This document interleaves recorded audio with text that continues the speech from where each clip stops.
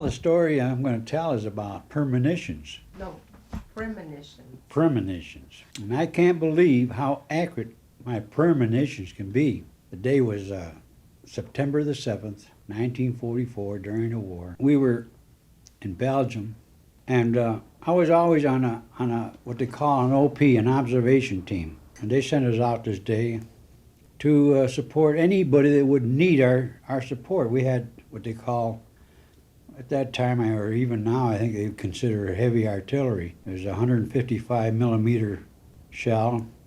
And we call them long tons because they were a rifle, as opposed to being a short range gun. Anyway, I had a feeling that I was going to wind up wounded that day. But I had no fears that I was going to get killed. I seemed to had a premonition just about as accurate as it can be. And I had a friend of mine. His name was George. I went up to George and I said, Georgie, I said, I'm tired of going up to the OP. I had been the only one in the radio section that ever went to the OP since we landed in Normandy. And I was kidding around, but yet I felt that way and I meant it. And I told him, Georgie, I says, I'm going to go out today. I said, I'm going to get hit. I'm going to get hit nice and clean. I'll be going to the hospital for 3 months. I said, you're going to go to the OP tomorrow. And that was it. I just had that feeling. So we got ready and we took off. We approached the Maas River. The United States Army had not crossed the Maas yet. And the first thing we did, we ran into a great big tank, United States tank. It was a tank destroyer. And for the lack of anything to do, I guess the officer, our officer in charge, asked them if they needed any support. And they says, yeah, if you want to follow us, maybe you can give us some support. He says, we're going to go in. We understand there's a footbridge already put across the Maas River. We're going to go in, and you can follow us on in with it if you want to. So our firing officer got in the tank with him, and I had to stay in the Jeep to operate the radio behind him. We were following this tank. Well, American tanks back in them days were the noisiest things the world had ever heard. This thing must have alerted every German all the way back to Berlin that we were coming in. That's the way I felt anyway, because I was sitting right behind his big mother, being the big operator, radio operator. And this thundering damn tank made so damn much noise, and we followed him on in. Then to make things worse, the United States Army had put up a goddamn footbridge, and they were in that town across the street, from that Maas. And the people were so happy that they started ringing all their goddamn church bells, which I figured would make it worse. I figured them Germans are for sure now know that we're here. You know, they're going to give us a barrage of something. Well, anyway, we made it up to that Maas, and sure enough, there was a footbridge, and it wasn't even completed. But we only had a little Jeep. We left the tank destroyer there, and our officer decided that if they were willing, we'd cross that bridge.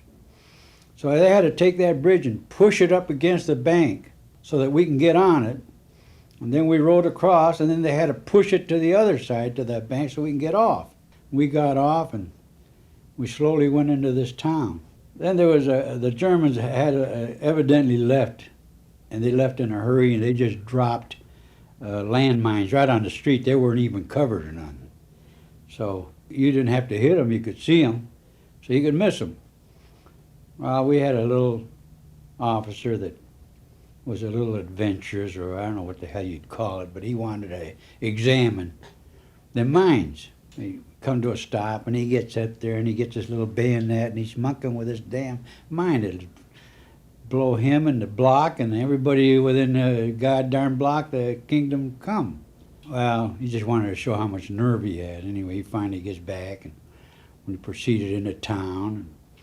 This is what he liked, you know. I mean, we were the first, one of the first. There was other Americans already there, other American soldiers, but we were one of the first, and the people are still like celebrating and throwing flowers and kisses and wine and the whole shot.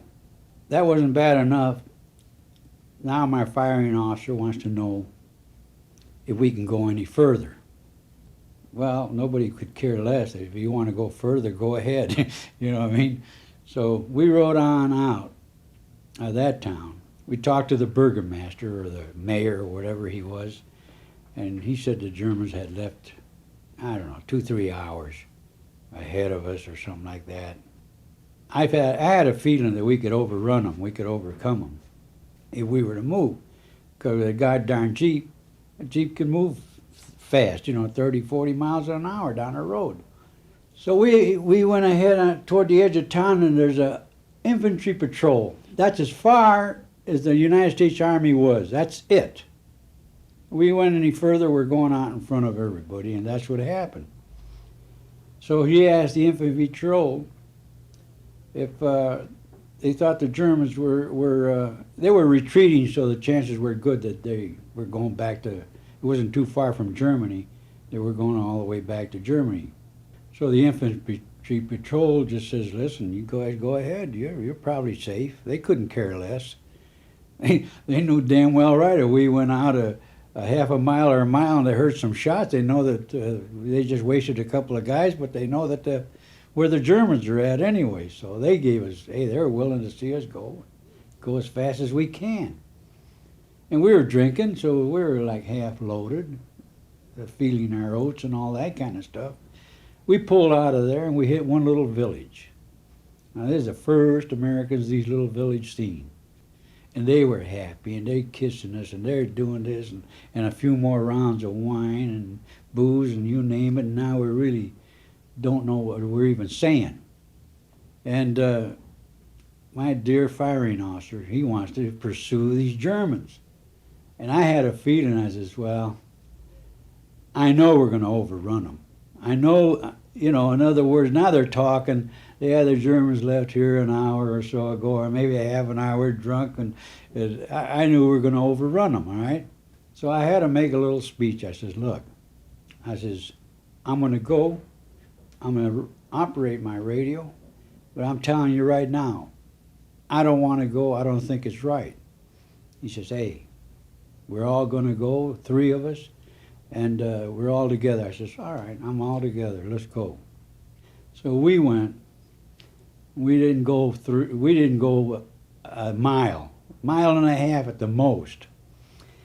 And these Germans were evidently as drunk as we were.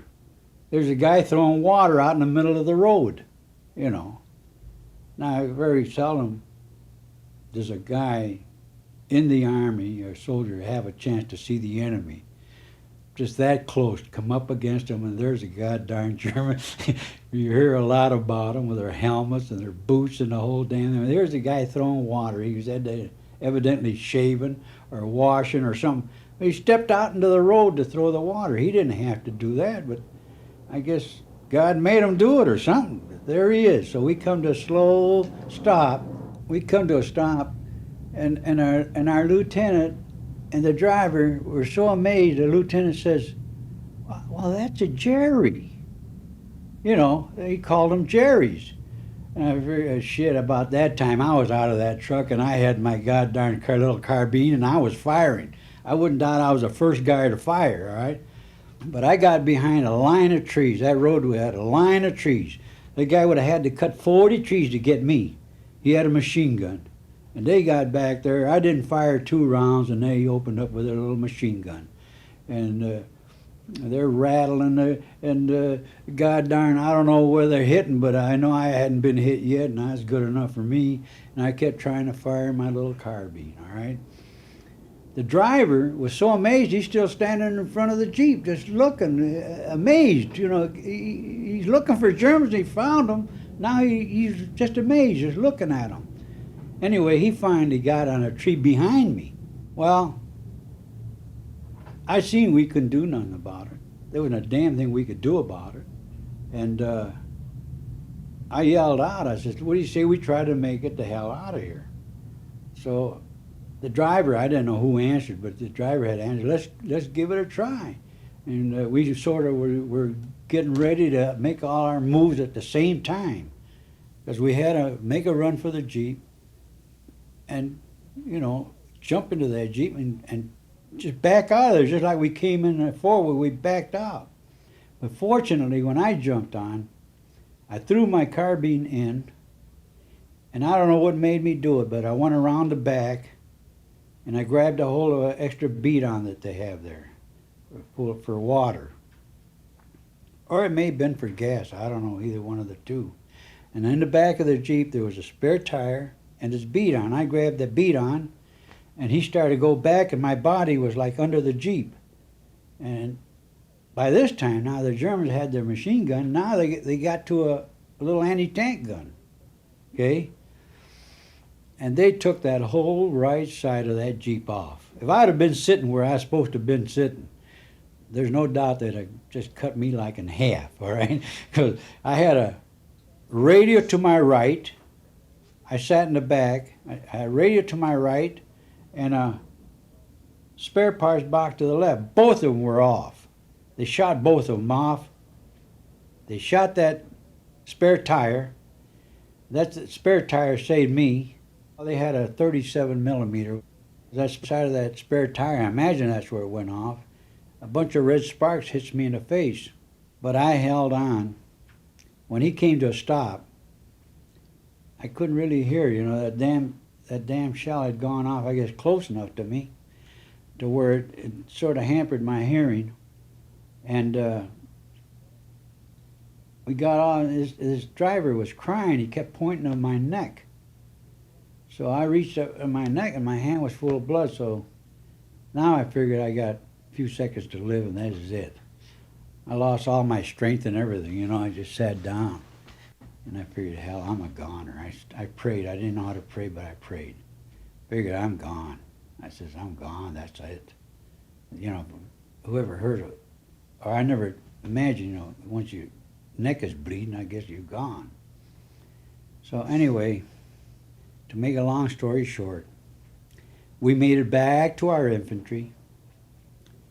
It took me and the firing officer was still laying out there. He got hit in the head. They took me and put me in an ambulance. Then the infantry went back, and then by this time the Germans had left. They realized that we were an advanced something. They figured that the whole bunch was coming now, the whole U.S. Army. So they took off, and I made it back, and they put me in a field hospital. And then that field hospital sent me to another field hospital. Then that field hospital sent me back to another field hospital. About the third or fourth field hospital, some doctor told me, listen, we're going to have to operate this, that, and the other. And he put me to sleep. At that time, I never had heard of sodium pentothal. The guy gave me a shot in the arm. I guess that was it. I went to sleep, and he took a little piece of shrapnel out of my neck. When I woke up, the first thing I asked, I asked one of the orderlies, I says, how the hell did he put me to sleep? He said, didn't he give you a shot in the arm? I said, yeah. He said, well, that was it, that sodium pentothal. He said, that's, I guess something new. Earlier in my life, I had my tonsils taken out, but they gave me that gas. Ether.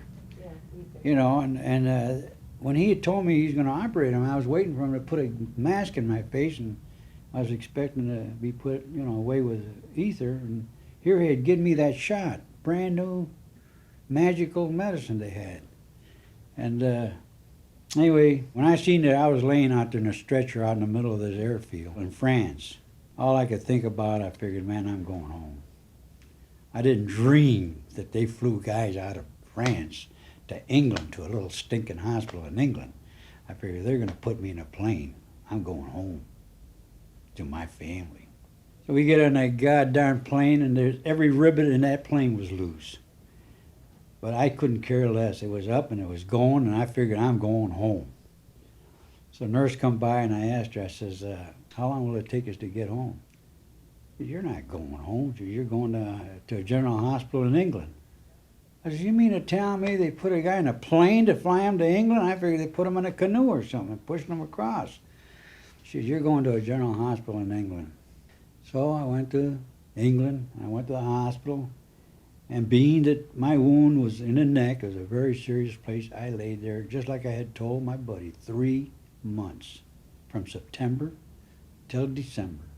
Anyway, to make a long story short, when I got back, I walked up to my buddy George. I said, do you remember what I told you that morning on the 7th, he didn't know a thing about it. That burned me up here. I figured I made one prediction there, and it came out so exact it wasn't even funny. He says, I don't remember you saying anything. That kind of upset me. So that was the story of my premonition.